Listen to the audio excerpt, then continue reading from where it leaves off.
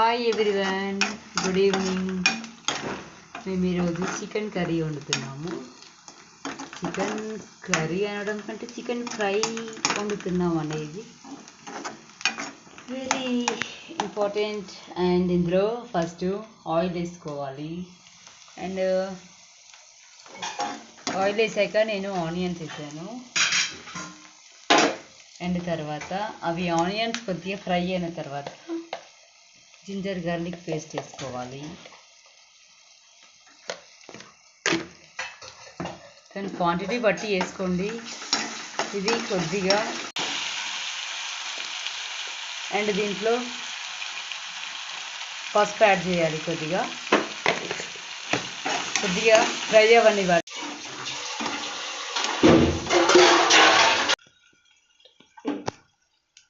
And మనం next బాగా wash చేసుకున్న చికెన్ వేసుకోవాలి. మీకు కావాలనుకుంటే సాల్ట్ వేసుకొని చికెన్ వాష్ చేసుకోవాలి. ఓకేనా? చికెన్ వేసుకున్నామండి మనము. మీరు ఏ స్టైల్లో చేస్తారో మాకు కామెంట్ చేయండి.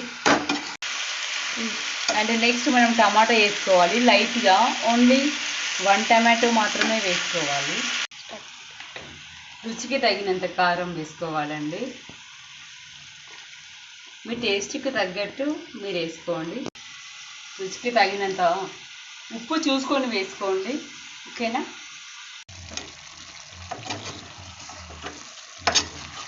ఇప్పుడు ఉడికిందా లేదా అని చూసుకోవాలి. చూసుకున్న తర్వాత ఇవి వాటర్ అన్నీ ఇంకిపోయిన తర్వాత తగినంత మసాలా వేసుకోవాలి.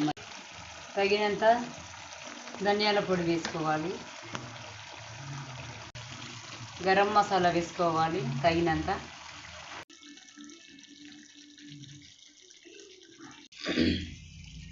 తగినంత కొత్తిమీర కరివేపాకు వేసుకోవాలి.